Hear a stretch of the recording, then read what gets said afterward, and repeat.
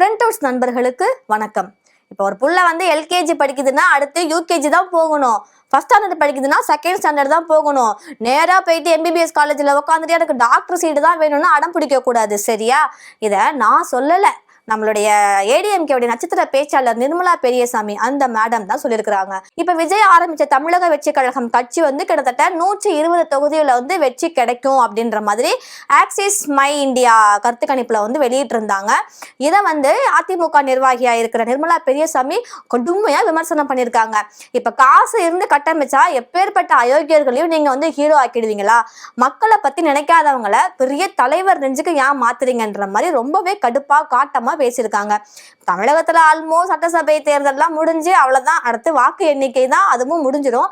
இதுக்கு முன்னதாக வெளிவந்த இந்த கருத்து கணிப்பு முடிவுகள் எல்லாம் பாத்தீங்கன்னா திமுக கூட்டணி தான் வெற்றி பெறும் அப்படின்ற மாதிரி பெரும்பாலான கருத்து கணிப்புகள் இருந்துச்சு. ஆனா அதிமுக கூட்டணி வெற்றி பெறும் அப்படின்னு 2 நிறுவனங்கள் வந்து சொன்னாங்க. இந்த ஆக்சிஸ் மை இந்தியா மட்டுமே விஜயோடைய அந்த தமிழக வெற்றி கழக கட்சி 120 இடங்கள்ல தொகுதிகள்ல வெற்றி பெறும் அப்படின்ற மாதிரி அவங்க சொல்லியிருந்தாங்க. இது வந்து நிறைய விமர்சனங்களுக்கு தான் வந்து உள்ளானுச்சுன்னு சொல்லலாம். அதிமுகவுடைய நட்சத்திர பேச்சாளரான நிர்மலா பெரியசாமி அவங்கள்ட்ட வந்து பேட்டி எடுத்திருக்கிறாங்க. அப்ப அவங்க என்ன சொல்லியிருக்காங்கன்றதை இந்த வீடியோல நம்ம வந்து பார்க்கலாம். அவங்க என்ன சொன்னாங்க அப்படின்னா, இது எல்லாமே வந்து பெய்டு நியூஸ் தான். கொஞ்ச நாளாவே நமக்கு வந்து இருக்கிறது எல்லாமே ஒரு பெய்டு நியூஸ் தான். இதெல்லாம் ஒரு செட்டப் தான். ஆனா இப்ப தேர்தலே வந்து நடந்து முடிஞ்சிடுச்சு. இதுக்கப்புறம் எப்படி நம்ம வந்து இதெல்லாம் சொல்றது? இதனால என்ன பிரயோஜனம்னு எனக்கு வந்து தெரியல. உண்மையாவே நமக்கு மனசுல ஒரு உள்ளுணர்வுல ஒரு பெரிய சந்தேகம் இருக்குது. அதுல சில குறிப்பிட்ட சேனல்கள் எல்லாமே ஒண்ணு வந்து தமிழக வெற்றி கழகம் வந்து விஜய் தலைமையில ஆட்சி அமைக்கும் அப்படின்னு சொன்னதுதான். 120 சீட்டு வாங்கும் அப்படின்ற ஒரு அப்பாட்டமான ஒரு அபாண்டமான ஒரு விஷயத்த வந்து சொல்லியிருக்கிறாங்க. இதெல்லாம் பார்க்கும்போது இதுக்கு பின்னால இதோடைய பின்புலம் என்ன அப்படின்னு பார்த்தா, திராவிட கட்சிகளுடைய ஆட்சி ஒழியணும் அப்படின்னு நினைக்கிறவங்க தான் இந்த மாதிரி செட்டப் பண்ணியிருக்காங்கன்ற சந்தேகம் எல்லாருக்குமே வரும். அதுதான் எனக்கும் வருது. ஆனாலும் இந்த தேர்தல்ல ரிசல்ட்டுக்கு அப்புறம் நம்ம வந்து பார்க்கலாம். எல்லாத்தையுமே நம்ம வந்து பேசின போது என்ன தெரிஞ்சதுன்னா, மே 4ஆம் தேதி ஒரு 12 மணிலேருந்து ஒரு சாயங்காலம் 5 மணிக்குள்ள தெரிஞ்சிடும். 5 மணிக்கெல்லாம் கிளியரா தெரிஞ்சிடும். அது வரைக்கும் என்ன அவசரம்? இப்ப விஜய் முதல்வரா இருந்தா நல்லதா, இல்ல எடப்பாடி பழனிசாமி முதல்வரா இருந்தா நல்லதா? விஜய்க்கெல்லாம் நீங்க வாக்களிச்சுட்டு அதை பெருமை அப்படின்னு நீங்க எல்லாம் சொல்றீங்கல்ல, உங்களெல்லாம் பார்த்தா எனக்கு என்ன சொல்றதுனே தெரியல. படிப்படியா வந்தாதான் நல்லது. இப்ப எல்கேஜி முடிச்ச உடனே நான் டாக்டர் ஆயிடுவேன் அப்படின்னு சொன்னா எப்படி? ரொம்ப கவலையா இருக்கு இவங்களை நினைக்கும் போது. இப்ப இருக்க இளைஞர்கள் நினைச்சா ரொம்பவே ஒரு கவலைத்தனமா தான் எனக்கு வந்து தோணுது. டான்ஸ் மட்டும் ஆட தெரிஞ்சா போதுமா நாட்டை ஆள்றதுக்கு? ஒரு துக்கம் கேட்பதற்கு கூட தன்னுடைய வீட்டுக்கு வந்து அவங்களெல்லாம் வந்து வரவழைச்சு துக்கம் விசாரிச்சாரு அவரு.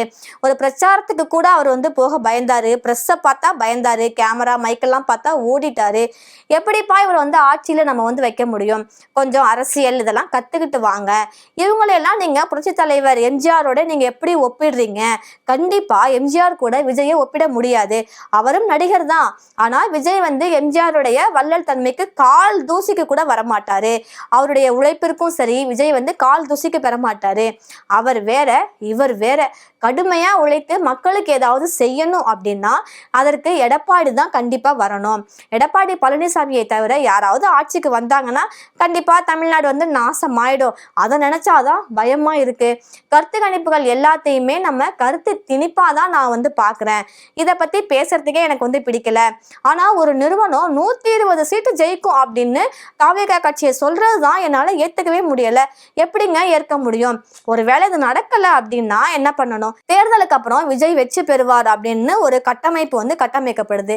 இதெல்லாம் வந்து யார் செய்யறாங்க, எதுக்காக செய்யறாங்க அப்படின்னு நம்ம வந்து யோசிக்கணும். 120 சீட்டு இவங்க வந்து வெற்றி பெறுவாங்க அப்படின்னு சொல்றதுக்கு பின்னால யார் இருக்கிறாங்க, அவங்களுடைய பின்புலம் என்ன அப்படின்னு நம்ம எல்லாருமே வந்து கேட்கணும். இப்ப 120 சீட்டுன்னு போட்டீங்க, அது தேர்தல்ல வந்து நடக்கும் இல்ல நடக்காம போகும். ஆனா நடக்கல அப்படின்னா உங்களை வந்து என்ன செய்யறது? தப்புக்கு மேல தப்பா நீங்க வந்து போய் பண்ணிட்டு இருக்கிறீங்க. எந்த சேனல்ல திறந்தாலும் சிரிச்சுக்கிட்டே இருக்கிறீங்க. எந்த சோசியல் மீடியாக்குள்ள போனாலும் அப்படி அதே தான் இருக்குது. அப்போ காசு இருந்து கட்டமைச்சா எப்பேற்பட்ட அயோக்கியக்காரர்களையும் நீங்க வந்து ஹீரோவா ஆக்கிடுவீங்களா? மக்களை பத்தி நினைக்காதவங்கள ஒரு பெரிய தலைவர் நெஞ்சுக்கு ஏன் மாத்தி விடுறீங்க? ஒரு ஜென்ரேஷனே வந்து இதை பார்த்து ஸ்பாயில் ஆகுறது எனக்கு வந்து ரொம்பவே கவலையா இருக்குன்ற மாதிரி பேசினாரு. அது மட்டும் இல்லாம தமிழக வெற்றி கழகத்துடைய கொள்கை தலைவர் வந்து பெரியார், அவங்களும் வந்து ஒருத்தவங்க தான். அதுல பெரியாரை வந்து கொள்கை தலைவரா வச்சுக்கிட்டு விஜய் எலெக்ஷன் முடிஞ்சோன்னே திருச்செந்தூருக்கும் ஷீரடிக்கும் வேளாங்கண்ணிக்கும் நாகப்பட்டினத்துக்கும் வந்து போயிட்டு இருக்காரு. எம்மதமும் சம்மதம் அப்படின்னு அவர் வாழ்றதாவே வச்சுக்கட்டுமே, எனக்கு மதம் இல்லை, ஜாதி இல்லை, தெய்வங்கள் இல்லை அப்படின்னு இருக்கட்டுமே. பெரியார் வந்து கொள்கை தலைவரா வச்சிருக்காரு. அப்படி இருக்கும்போது திருச்செந்தூர் முருகன்ட்ட போய் எதுக்கு விஸ்வரூப தரிசனம் பண்ணணும், அந்த வேலை வாங்கி அவர் பிளெஸிங்ஸ் வாங்கணும், நைட்டோட நைட்டா ஷிரடி பாபா கோயிலுக்கு எதுக்கு போகணும்? இப்ப திருச்செந்தூர் வந்து அவர் போறார்ல, அந்த டைம்ல வந்து பின்னாடி யாரும் ஃபாலோ பண்ணலையா? கூட்ட நெரிசல் அந்த இடத்துல வரலையா? அனுமதி வந்து கிடைச்சுதா? கரெக்டான டைமுக்கு போனாரா? ஏன்னா இப்ப கரூருக்கு வந்து அவர் வராததுக்கான ரீசன் வந்து அதுவா தான் இருந்துச்சு. இப்ப விஜய் வந்து போனாங்க அப்படின்னா அவர் வாகனத்தை பின்தொடர்ந்து எல்லாரும் வருவாங்க, இரண்டாவது அனுமதி கிடைக்காது, அந்த இடத்துல ஒரு கூட்ட நெரிசல் ஏற்படும். இதெல்லாம் கணக்குல வச்சுதான் அவர் கரூருக்கு வந்து அங்க போகல, துக்கம் விசாரிக்கல. ஆனா திருச்செந்தூர் முருகன் கோயில்ல போயிட்டு அந்த வேல் வாங்கி அந்த யாகம் பண்றதுக்கு மட்டும் எப்படி வந்து அவருக்கு இதெல்லாம் வந்து கிடைச்சது? கரெக்டான டைமுக்கு போயிட்டாரு, பின்னாடி யாருமே வரல. ஏதோ ஒரு கல்யாணத்துக்கு கூட த்ரிஷா அவங்களோட போனாரு, அப்ப கூட ஃபேன்ஸ் பேஸ் யாருமே வரலையே, கூட்டம் கூடலையே.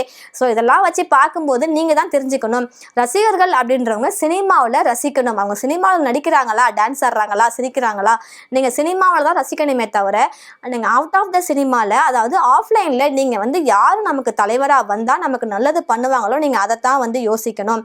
அடுத்ததா பாத்தீங்கன்னா நிர்மலா பெரியசாமி, இவங்களும் ஒரு புரட்சிகரமான பெண் அப்படின்னு தான் சொல்லணும்.